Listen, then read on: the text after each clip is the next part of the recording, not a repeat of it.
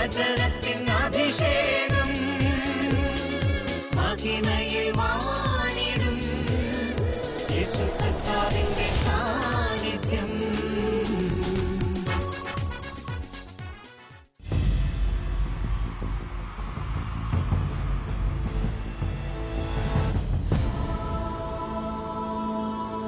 നിൻ വചനം ധ്യാനിക്കുമ്പോ ഹല്ലേലൂയ. കർത്താവിൽ പ്രിയപ്പെട്ടവരെ, മഹത്വത്തിൻ സാന്നിധ്യം ഈ ശുശ്രൂഷയിലേക്ക് കടന്നു വന്നിരിക്കുന്ന നിങ്ങൾക്കേവർക്കും നമ്മുടെ കർത്താവായ യേശു ക്രിസ്തുവിൻ്റെ കൃപയും സമാധാനവും ആശംസിക്കുന്നു.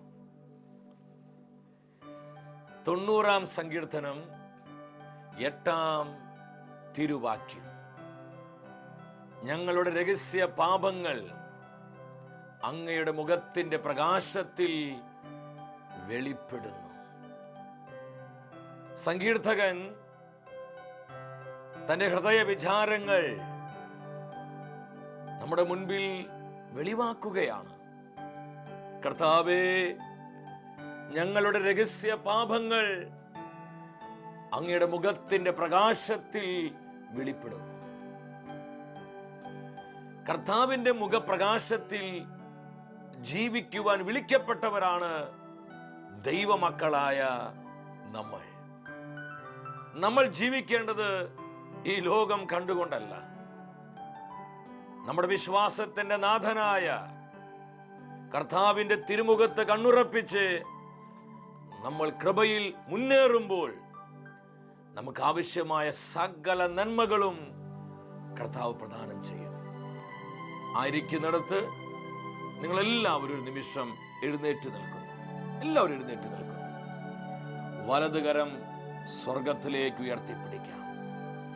മോശയുടെ വലത് കൈയിലേക്ക് കർത്താവ് തന്റെ ഭുജബലം പകർന്നതുപോലെ നമ്മുടെ ജീവിതങ്ങളിലേക്ക് തന്റെ അധികമായ ശക്തി കർത്താവ് നൽകുന്ന സമയമാണ്. തളർച്ചകള്, മടുപ്പ്, ക്ഷീണം, ബലഹീനതകളെല്ലാം വിട്ടൊഴിയുന്ന സമയം. കരമുയർത്തി നമ്മൾ ഒരുമിച്ച് പ്രാർത്ഥിക്കുന്നു.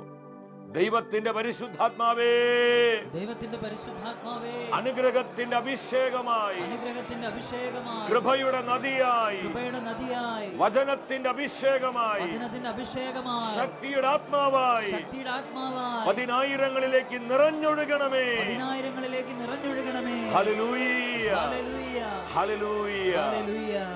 കരങ്ങൾ അടിച്ച് പരിശുദ്ധാത്മാവിൽ നിറഞ്ഞ് നമ്മൾ പാടി പ്രാർത്ഥിക്കുകയാണ്. ആത്മാവിന്റെ അഭിഷേകം തീയായി അനേകം ആയിരങ്ങളിൽ കത്തിപ്പടരുന്ന സമയം നമ്മുടെ കുടുംബങ്ങളെ ഈശോ സന്ദർശിക്കാൻ പോവുകയാണ്. മാതാപിതാക്കളും മക്കളും കുടുംബമായി നമ്മൾ ഒരുമിച്ച് കർത്താവിനെ ആരാധിക്കുകയാണ്. We worship Lord. കർത്താവേ, കരമുയർത്തി ഞങ്ങളെ അനുഗ്രഹിക്കണമേ, അഭിഷേകത്താൽ ഞങ്ങളെ ജ്വലിപ്പിക്കണമേ. ആത്മാവിൻ തീനാളങ്ങൾ മഴയായി പെയ്യട്ടെ. ചേർന്ന് പാടിക്കേ. ആത്മാവിൻ തീനാളങ്ങൾ ഈശോയെ പ്രവർത്തിക്കണമേ, മഴയായി പെയ്യട്ടെ. ആദിമസഭയുടെ കൂട്ടായ്മയിൽ ആത്മാവിൻ തീമഴ പെയ്തതുപോൽ ഞങ്ങളുടെ കുടുംബങ്ങളിൽ, ഞങ്ങളുടെ ജീവിതങ്ങളിൽ, ഞങ്ങളുടെ തലമുറകളിൽ പെയ്തിറങ്ങട്ടെ, പെയ്തിറങ്ങട്ടെ, അഭിഷേകം പെയ്യട്ടെ. ആത്മാവിൻ തീനാളങ്ങൾ മഴയായി പെയ്യട്ടെ. ശക്തിയോടെ കരം പിടിച്ച് അഭിഷേകത്തിൽ നിറഞ്ഞ് പാടി സ്തുതിക്കുന്നു. മഴയായി പെയ്യട്ടെ. കരങ്ങൾ ഉയർത്തി അടിച്ചു പാടാം. ആത്മാവിൻ തീനാളങ്ങൾ മഴയായി പെയ്യട്ടെ. പരിശുദ്ധാത്മാവേ, സകല പാപക്കെട്ടുകൾ പൊട്ടട്ടെ, ശാപദുഃഖങ്ങൾ ഒടിയട്ടെ. ആത്മാവിൻ തീനാളങ്ങൾ മഴയായി പെയ്യട്ടെ. ആത്മാവിൻ തീനാളങ്ങൾ ഹല്ലേലൂയ, ഹല്ലേലൂയ. മഴയായി പെയ്യട്ടെ. കാറ്റായി വീശട്ടെ. ഞങ്ങളെ കുടുംബങ്ങളിലേക്ക് കാറ്റായി വീശട്ടെ, തീയായി കത്തട്ടെ. ലോകരാജ്യങ്ങളിൽ തീയായി കത്തട്ടെ, മഴയായി പെയ്യട്ടെ. പഞ്ചഭൂഖണ്ഡങ്ങളിൽ പെയ്യട്ടെ, മഴയായി പെയ്യട്ടെ. ഇരു കരങ്ങളും സ്വർഗത്തിലേക്ക് ഉയർത്തി കർത്താവ് പകരുന്ന ഈ അഭിഷേകം സ്വീകരിച്ചുകൊണ്ട് ഹൃദയം തുറന്ന് പരിശുദ്ധാത്മാവിനെ വിളിച്ചു പ്രാർത്ഥിക്കുന്നു. പരിശുദ്ധാത്മാവേ, ഞങ്ങളിൽ നിറയണമേ. വരിക വരിക വരിക. ഈ സ്തുതി ആരാധന പങ്കെടുത്ത് പ്രാർത്ഥിക്കുന്ന ജനലക്ഷങ്ങളുടെ മേൽ കത്തിപ്പടരണമേ. Hallelujah, hallelujah, hallelujah. പാപക്കെട്ടുകളെ പൊട്ടിക്കണമേ. കർത്താവിന്റെ സാന്നിധ്യത്തിന്റെ പ്രകാശത്താൽ ഞങ്ങളുടെ ജീവിതങ്ങളെ കാണുവാൻ ഞങ്ങളുടെ ഹൃദയ കണ്ണുകളെ തുറക്കണമേ. Hallelujah, hallelujah, hallelujah. കുടുംബങ്ങളുടെ മേൽ ഇന്നോളം വീണിരിക്കുന്ന സകല ശാപക്കറകളിലേക്കും കർത്താവിന്റെ തിരിച്ചോട് ഒഴുകപ്പെടട്ടെ. യേശുവിന്റെ ചോരയാൽ കുടുംബങ്ങൾ കഴുകപ്പെടട്ടെ. തലമുറകൾ വിശുദ്ധീകരിക്കപ്പെടട്ടെ. Hallelujah, hallelujah, hallelujah. ദേശദേശാന്തരങ്ങളിൽ അഭിഷേകത്തിന്റെ തീ പടരട്ടെ. ലോക രാജ്യങ്ങൾ സുവിശേഷത്തിനെ തുറക്കപ്പെടട്ടെ. സാത്താൻ കോട്ടകളിലേക്ക് സ്വർഗത്തിന്റെ അഗ്നിയിറങ്ങട്ടെ. Hallelujah, hallelujah, hallelujah. വർഷങ്ങളായി സാത്താൻ ബന്ധിച്ചിട്ടിരിക്കുന്ന ജീവിതങ്ങൾ അത്ഭുത വിടുതൽ പ്രാപിക്കട്ടെ. കർത്താവേ, ഉന്നതമായ ഡെലിവറൻസുകൾ ഈ സമയം കുടുംബങ്ങളിൽ വെളിപ്പെടട്ടെ. Hallelujah, hallelujah, hallelujah. പാപാസക്തികളിലേക്ക് കർത്താവിൽ നിന്ന് അഗ്നിയിറങ്ങട്ടെ. സകലാസക്തികളെയും കർത്താവെ കത്തിച്ചാരമാക്കി കളയണമേ. കുടുംബങ്ങളെ അനുഗ്രഹിക്കണമേ. തലമുറകൾ അഭിഷേകം ചെയ്യണമേ. കണ്ണുനീരോടെ പ്രാർത്ഥിക്കുന്ന ആയിരങ്ങളുടെ പ്രാർത്ഥനയ്ക്ക് ഉത്തരം നൽകണമേ. കർത്താവേ, കരമുയർത്തി ഞങ്ങൾ അനുഗ്രഹിക്കണമേ. Thank you Jesus. പരിശുദ്ധ അമ്മേ, ഞങ്ങളെല്ലാവരും കർത്താവിൻ്റെ മുഖപ്രകാശത്തിൽ ജീവിക്കുന്നവരാകുവാൻ ഞങ്ങൾക്കായി പ്രാർത്ഥിക്കണമേ. ആമേൻ. ഹല്ലേലൂയ. പ്രിയ ദൈവമക്കളെ, നമ്മെ അനുഗ്രഹിക്കുന്ന കർത്താവിൻ്റെ വചനത്തിൻ്റെ മുൻപിൽ ആനന്ദമുള്ളവരാകാം.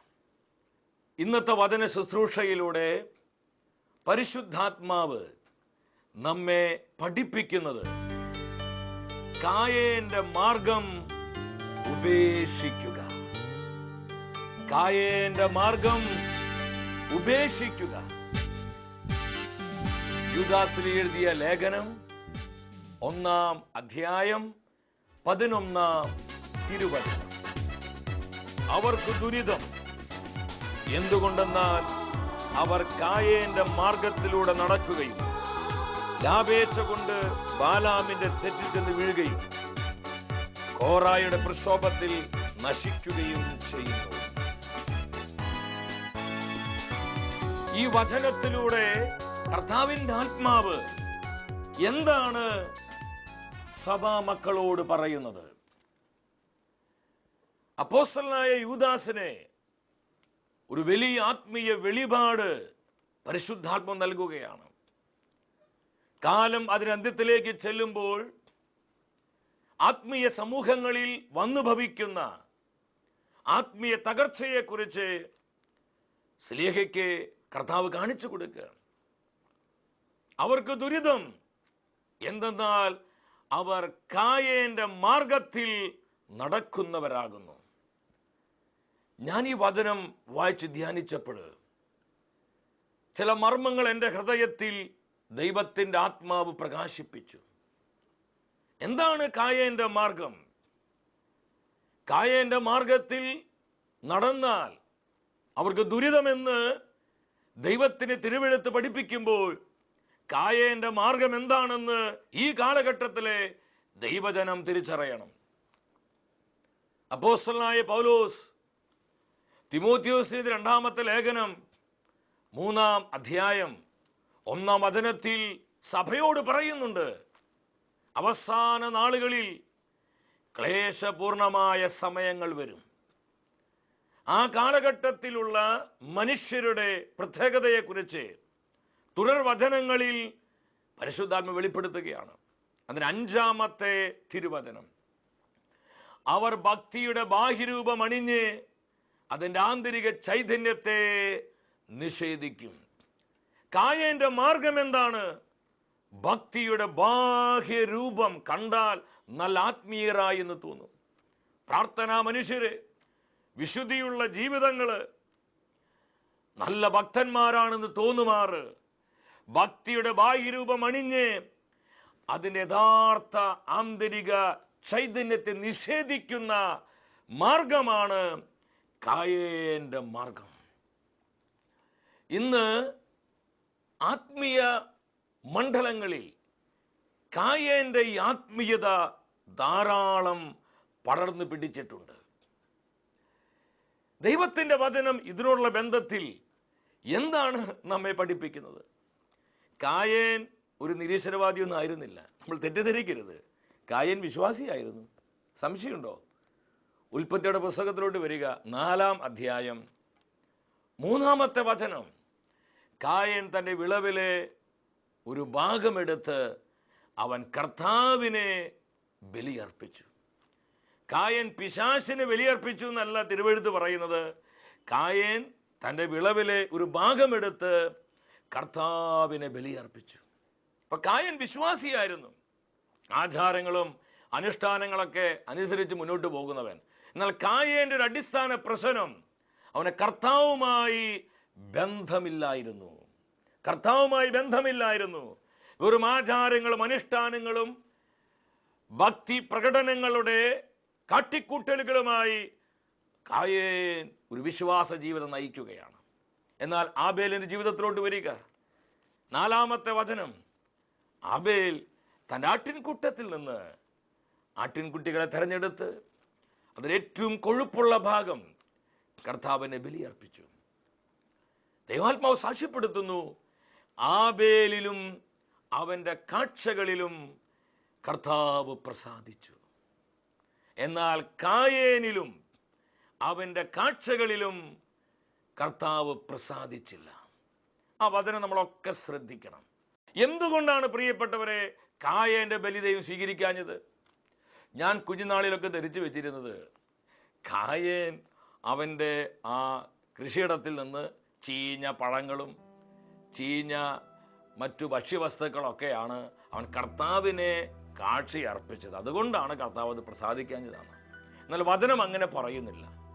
കായേൻ തൻ്റെ വിളവിൻ്റെ നല്ല ഭാഗം തന്നെയാണ് കർത്താവിന് സമർപ്പിച്ചത്.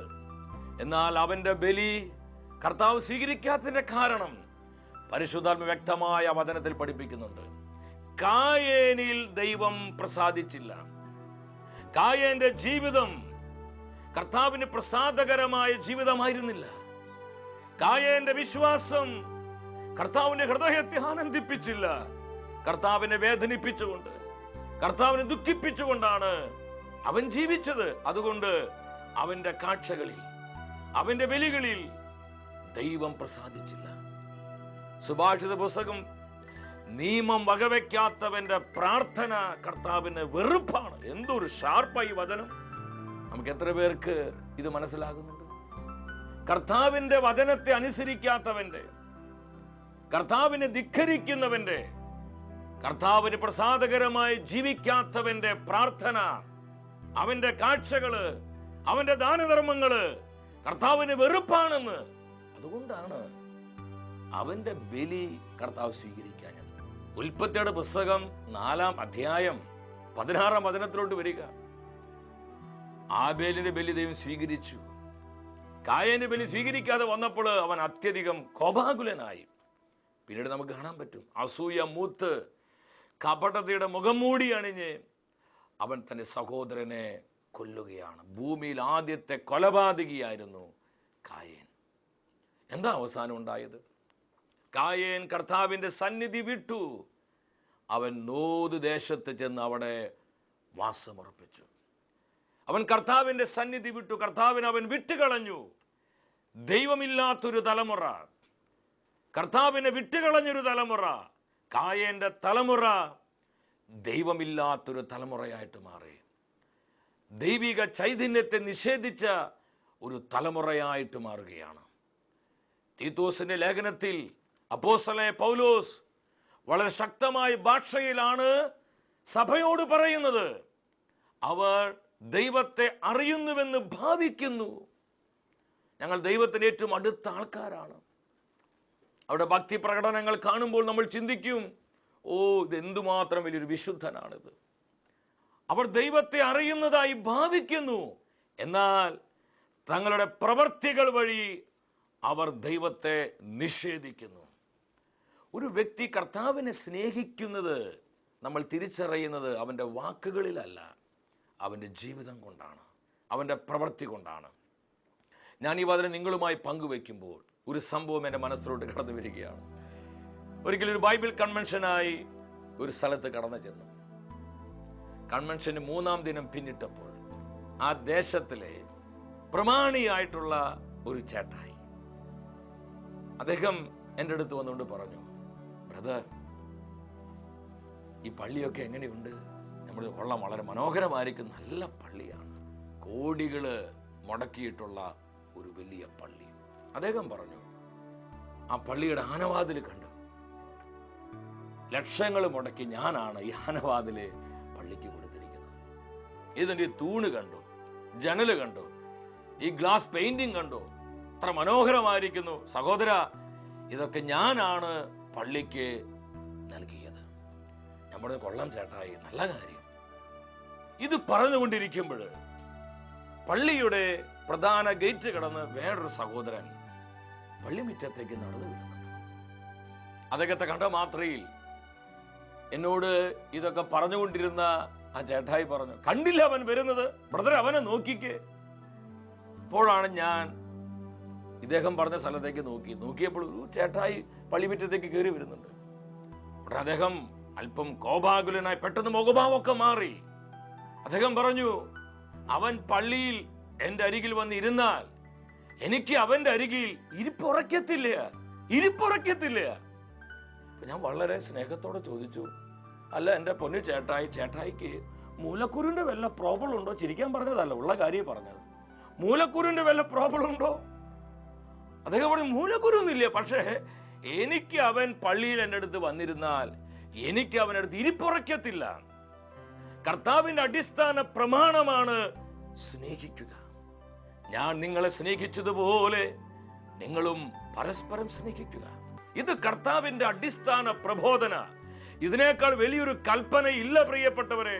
സ്നേഹത്തിന്റെ പൂർണ്ണത പ്രാപിക്കേണ്ടവരാണ് കർത്താവിൻ്റെ ജനം. ഇദ്ദേഹം പറയാണ്, എനിക്ക് അവനെ സ്നേഹിക്കാൻ പറ്റുന്നില്ല, എനിക്ക് അവനോട് ക്ഷമിക്കാൻ പറ്റുന്നില്ല. അവൻ എനിക്കെതിരെ സംസാരിച്ചവനാണ്, അവൻ എനിക്കെതിരെ അപവാദങ്ങൾ പറഞ്ഞവനാണ്. ഞാൻ ചിന്തിച്ചു, ഈ മനുഷ്യന്റെ ആത്മീയത കായന്റെ ആത്മീയതയാണ്. കായന്റെ മാർഗത്തിൽ നടക്കുന്നത്. സ്നേഹിക്കുക എന്നുള്ള കർത്താവിന്റെ അടിസ്ഥാന പ്രമാണത്തെ ചവിട്ടിക്കളഞ്ഞ് പള്ളിക്ക് ലക്ഷങ്ങൾ മുടക്കുള്ള ആനവാതിൽ കൊടുത്തത് കൊണ്ട് വല്ല പ്രയോജനമുണ്ടോ? എന്റെ ദൈവത്തിന്റെ പൈതലെ, ഒരു പ്രയോജനവുമില്ല. ഗ്ലാസ് പെയിന്റിംഗ് അല്ലെങ്കിൽ വേറെ എന്നാ പെയിന്റിംഗ് കൊണ്ടുള്ള ജനറൽ ഉണ്ടാക്കി കൊടുത്താലും അതൊന്നും കർത്താവിന്റെ ഹൃദയത്തെ ആനന്ദിപ്പിക്കുകയില്ല. എന്നിട്ട് ഇദ്ദേഹം കുർബാന കൊടുക്കുന്ന സമയത്ത് യാതൊരു മടിയും കൂടാതെ ആ വരിയിൽ നിന്ന്, ഇത്ര ചെറുതാകാൻ എത്ര വളരേണം, ഇത്ര സ്നേഹിക്കാൻ എന്തു വേണം, ഈ പാട്ടും പാടിയിട്ടാണ് ഈശോയുടെ രക്തശരീരങ്ങൾ സ്വീകരിക്കാൻ പോകുന്നത്. ഇതാണ് ദൈവത്തിന്റെ പരിശുദ്ധാത്മാവ്.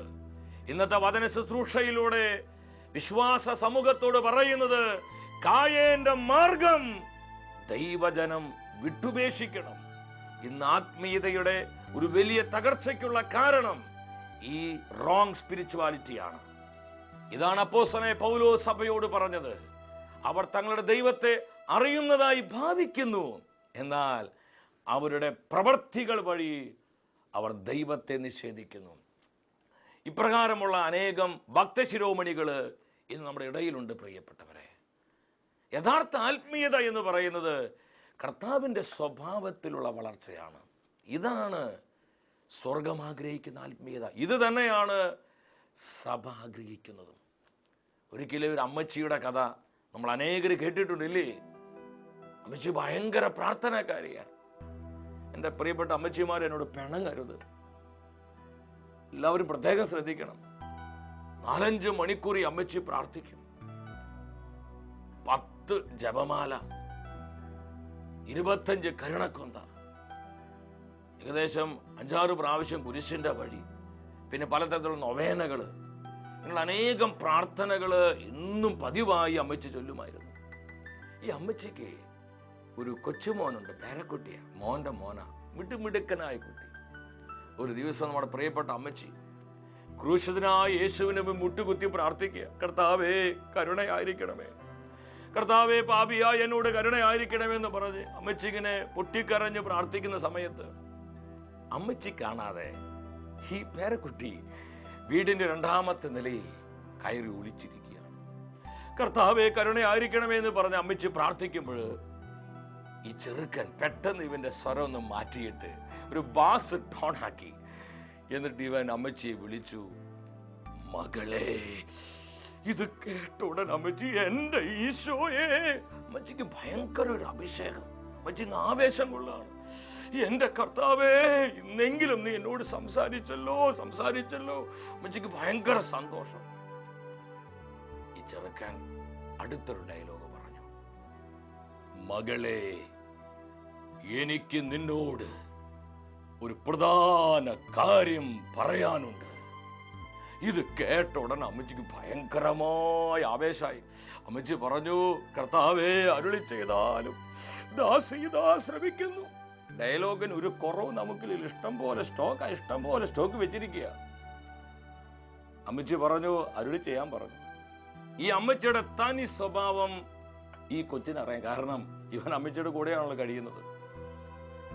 ഇവൻ വീണ്ടും പറഞ്ഞു, മകളെ, നീ നിന്റെ മരുമകളോട് ക്ഷമിക്കുക. ഇത് കേട്ട ഉടനെ എന്റെ ഈശോയെ, പെട്ടെന്ന് അമ്മച്ചിയുടെ അഭിഷേകം ഇങ്ങോട്ട് ചോർന്നു പോയതുപോലെ. അഭിഷേകം അങ്ങനെ ചോർന്നു പോകുന്നതല്ല കേട്ടോ പ്രിയപ്പെട്ടവരെ. അഭിഷേകം പരിശുദ്ധാത്മാവിലുള്ള ജീവിതമാണ്. ഈ ഒരു ആത്മീയതയാണ് ഞാനും നിങ്ങളും പണിതുയർത്തേണ്ടത്.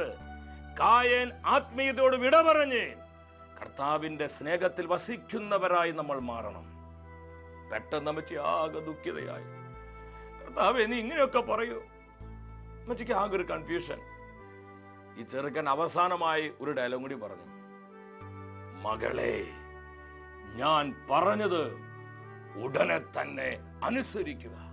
ഇതും കൂടി കേട്ട് കഴിഞ്ഞപ്പോൾ നമ്മുടെ നാടൻ ഭാഷയിൽ പറഞ്ഞാൽ അമ്മച്ചിയുടെ സകല കൺട്രോളും പോയി. അമ്മച്ചി പറഞ്ഞു, ക്രൂശിതനായ യേശുവിനെ നോക്കിക്കൊണ്ട് പറഞ്ഞു, വെറുതെ അല്ലടാ, 2000 കൊല്ലങ്ങൾക്ക് മുൻപ് യഹൂദന്മാർ നിന്നെ കുരിശിൽ തറച്ച് കൊന്നത്. നിന്റെ കയ്യിലിരിപ്പ് ഇതുപോലെയല്ലേ, എന്നാ നീ മാനസാന്തരപ്പെടുന്ന ആരോട്? കർത്താവിനോട്. കാര്യം പറഞ്ഞപ്പോ അമ്മച്ചിയുടെ കളറ് മാറി. ഇതാണോ ആത്മീയത? ഇതാണോ പ്രാർത്ഥനാ ജീവിതം? ഇതാണോ കർത്താവ് ആഗ്രഹിക്കുന്ന ജീവിത വിശുദ്ധി? ഇതൊക്കെ ഭക്ത പ്രകടനങ്ങളാ. ഞാൻ അതുകൊണ്ടാ പറഞ്ഞത്, ഇങ്ങനെയുള്ള ഭക്തശിരോമണികള് ഇന്ന് നമ്മുടെ ഇടയിലുണ്ട്. നിത്യതയിൽ അതെല്ലാം കത്തിച്ചാരമായി വെണ്ണീറായി പോകും. അതുകൊണ്ട് കർത്താവിന് യോഗ്യമായ ഒരു ജീവിതം നയിക്കണം. പ്രിയ മാതാവേ, പിതാവേ, നിന്റെ മാതൃത്വം നിന്റെ പിതൃത്വവും കർത്താവിന് യോഗ്യമാകണം. ഭാര്യ ഭർത്താക്കന്മാരെ, ഒരു ഭാര്യ ഒരു ഭർത്താവ് എന്ന നിലയിൽ നമ്മുടെ കുടുംബജീവിതം കണ്ട് കർത്താവിന് സന്തോഷിക്കാൻ പറ്റണം. പ്രിയ കുഞ്ഞുങ്ങളെ, അതെ, നമ്മുടെ അപ്പനും നമ്മുടെ അമ്മയ്ക്കും നമ്മുടെ കുടുംബത്തിനും നമ്മുടെ സഭയ്ക്കും നമ്മളൊരു അനുഗ്രഹമായി തീരണം. ഞാൻ എവിടെയായിരുന്നാലും അവിടെ ഒരു അനുഗ്രഹമായി തീരുവാൻ വിളിക്കപ്പെട്ടവരാണ് ദൈവത്തിന്റെ ജനം. ഈ സത്യം മനസ്സിലാക്കുക. ആരൊക്കെ കായേന്റെ മാർഗത്തിൽ ജീവിക്കുന്നുവോ അവർക്ക് ദുരിതമെന്ന് പരിശുദ്ധാത്മാവ് ശക്തമായ ഭാഷയിലാണ് പറയുന്നത്. കായേന്റെ മാർഗം ഭക്തിയുടെ ബാഹ്യരൂപമണിഞ്ഞ്, അങ്ങനെ ചില ആൾക്കാരുണ്ട്, കള്ളുകുടി മുക്കുടിയന്മാരാ, പക്ഷെ പള്ളി കമ്മിറ്റിയിൽ ഒന്നാമനാ. വ്യഭിചാരവും കർത്താവിനെ വേദനിപ്പിക്കുന്ന തെറ്റായ ബന്ധങ്ങളും ഇതൊന്നും വിട്ടുകളയാതെയാണ് പലരും ആത്മീയതയുടെ മുഖം മൂടി അണിഞ്ഞ് ഇന്ന് ജീവിക്കുന്നത്. അത് കായേന്റെ ആത്മീയതയാണെന്ന് പരിശുദ്ധാത്മാവ് സഭാമക്കളോട് പറയുകയാണ്. ആ മാർഗത്തെ പരിപൂർണമായി വിട്ടുപേക്ഷിച്ച് കർത്താവിന് യോഗ്യമായ ഒരു യഥാർത്ഥ ആത്മീയ ജീവിതം നയിക്കാൻ നമുക്കൊക്കെ തീരുമാനമെടുക്കാം.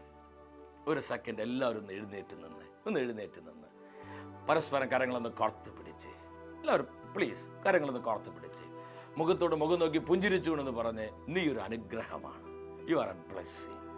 മാതാപിതാക്കൾ മക്കളെ നോക്കിക്കൊണ്ടെന്ന് പറഞ്ഞ്, നീ ഒരു അനുഗ്രഹമാണ്. ഭാര്യ ഭർത്താക്കന്മാരൊക്കെ ഒന്ന് പറഞ്ഞ്, ബഹുമാനപ്പെട്ട സിസ്റ്റേഴ്സ്, നിങ്ങൾ നിങ്ങളുടെ സഹോദരിമാരോട് പരസ്പരം ഒന്ന് പറഞ്ഞേ, you are A blessing, you are A blessing. Yes, നീ ഒരു അനുഗ്രഹമാണ്. നമുക്ക് ആ വരികളൊന്ന് ഏറ്റു പറയാം. നീയൊരു അനുഗ്രഹമാണ്, നീയൊരു അനുഗ്രഹമാണ്, നീയൊരു അനുഗ്രഹമാണ്. നിന്റെ സഭയ്ക്ക്, നിന്റെ കുടുംബത്തിന്, നിന്റെ സമൂഹത്തിന്, നിന്റെ മാതാപിതാക്കൾക്ക്, നിന്റെ കുഞ്ഞുങ്ങൾക്ക്, നിന്റെ ജോലി സ്ഥലത്ത്, നീ ആയിരിക്കുന്ന മണ്ഡലങ്ങളിലെല്ലാം നീ ഒരു അനുഗ്രഹമാണ്. You are A blessing, you are A blessing, you are A blessing.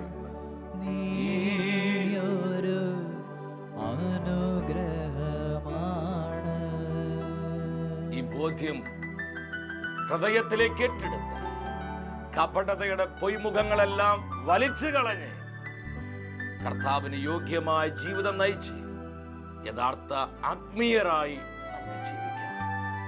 നമ്മെ ഓരോരുത്തരെയും, നമ്മുടെ കുടുംബങ്ങളെയും സകല ആവശ്യങ്ങളെയും നമ്മുടെ കർത്താവ് സമൃദ്ധമായി അനുഗ്രഹിക്കട്ടെ. നിത്യസ്നേഹത്താൽ എന്നെ സ്നേഹിച്ചു, നിത്യസ്നേഹത്താൽ എന്നെ സ്നേഹിച്ചു. ആരാധന, ആരാധന, ആരാധന, ആരാധന. പരിശുദ്ധരിൽ പരിശുദ്ധനായ കർത്താവേ, മഹത്വപൂർണനായി ഞങ്ങളുടെ മുൻപിൽ എഴുന്നള്ളി വന്നിരിക്കുന്ന തിരുസാന്നിധ്യത്തെ ഓർത്ത് ഞങ്ങൾ സ്തുതിക്കുന്നു. ഇന്നത്തെ വചന ശുശ്രൂഷയിലൂടെ പരിശുദ്ധാത്മാവ് നമ്മളെ പഠിപ്പിച്ചു, കായേന്റെ മാർഗം ഉപേക്ഷിക്കുക. ആത്മീയ മണ്ഡലങ്ങളിൽ കടന്നുപറ്റിയിരിക്കുന്ന തെറ്റായ ആത്മീയതയെ കത്തിച്ചാരമാക്കുന്ന സ്വർഗീയ അഗ്നിയായി പരിശുദ്ധാത്മാവ് സഭാ സമൂഹങ്ങളിൽ, നമ്മുടെ കുടുംബങ്ങളിൽ, തലമുറകളിൽ കത്തിപ്പടരുവാൻ കണ്ണുനീരോടെ നമുക്ക് പ്രാർത്ഥിക്കാം. Hallelujah, hallelujah, hallelujah. പരിശുദ്ധാത്മാവേ, ദൈവജനത്തെ രൂപാന്തരപ്പെടുത്തുന്ന സ്വർഗീയ തീയായി സഭ മുഴുവനിലും കത്തിപ്പടരണമേ. Hallelujah, hallelujah, hallelujah. ഇത് അനേകം കുടുംബങ്ങളിലേക്ക് കർത്താവിന്റെ കരുണ കടന്നു വരുന്നു. കർത്താവിന്റെ സാന്നിധ്യം തീ പോലെ കത്തിപ്പടരുന്നു. അത്ഭുത ഡെലിവറൻസ് ഉണ്ടാകുന്നു. അനേകം രോഗികൾ ഈ സമയം കർത്താവ് സൗഖ്യമാക്കുന്നു. വിശ്വാസത്തോടെ പ്രാർത്ഥിച്ചോ, വിശ്വാസത്തിൽ ജ്വലിച്ചുകൊണ്ട് പ്രാർത്ഥിക്കുക. കർത്താവെ പ്രവർത്തിക്കണമേ, അത്ഭുതങ്ങളുടെ ദൈവമേ പ്രവർത്തിക്കണമേ. എല്ലാ ബന്ധന കെട്ടുകളെയും പൊട്ടിക്കണമേ, എല്ലാ കപടതകളെയും നിർവീര്യമാക്കണമേ. ഞങ്ങളുടെ കുടുംബങ്ങളെ, സമൂഹങ്ങളെ യഥാർത്ഥ ആത്മീയത കൊണ്ട് നിറയ്ക്കണമേ. കരമുയർത്തി, സ്വരമുയർത്തി യേശുവിനെ വിളിക്കുന്നു. യേശുവേ, യേശുവേ എൻ ദൈവമേ, നീ എന്നും മതിയായവൻ. യേശുവേ എൻ ദൈവമേ, കൃപകൾ നൽകണമേ, വരദാന ഫലങ്ങൾ നൽകണമേ. Hallelujah, hallelujah, hallelujah. പരിശുദ്ധാത്മാവേ പ്രവർത്തിക്കണമേ. തകർന്ന ജീവിതങ്ങളെ, വേദനിച്ചിരിക്കുന്ന കുടുംബങ്ങളെ, നിരാശയിൽ കഴിയുന്ന പതിനായിരങ്ങളെ സ്വർഗീയ പ്രത്യാശ കൊണ്ട് നിറയ്ക്കണമേ. എല്ലാ പാപക്കെട്ടുകളെയും പൊട്ടിക്കണമേ. രഹസ്യ പാപങ്ങള്, വിട്ടുമാറ്റാൻ കഴിയാത്ത നടക്ക ദോഷങ്ങളിലേക്ക് കർത്താവിൽ നിന്ന് തീയിറങ്ങട്ടെ. അതെല്ലാം കത്തിച്ചാരമായി പോകട്ടെ. Hallelujah, hallelujah, hallelujah. ഈശോയെ ഈശോ നമ്മൾ അനുഗ്രഹിക്കുന്ന സമയം കർത്താവ് നൽകുന്ന കൃപകളും നന്മകളും സ്വീകരിച്ചുകൊണ്ട് നന്ദിയോടെ സ്തുതിച്ചു പ്രാർത്ഥിച്ചു. Hallelujah, hallelujah, hallelujah. Lord bless, bless, bless Lord. യേശുവേ നന്ദി, യേശുവേ സ്തുതി. അടുത്ത ആഴ്ചയിൽ ദൈവവചനം നമ്മൾ ധ്യാനിക്കുന്നത് സുഖപ്പെടുത്തുന്ന കർത്താവ്. ഈ ശുശ്രൂഷയിലേക്ക് പ്രാർത്ഥിച്ചൊരുങ്ങി നമുക്ക് എല്ലാവർക്കും കടന്നു വരാം.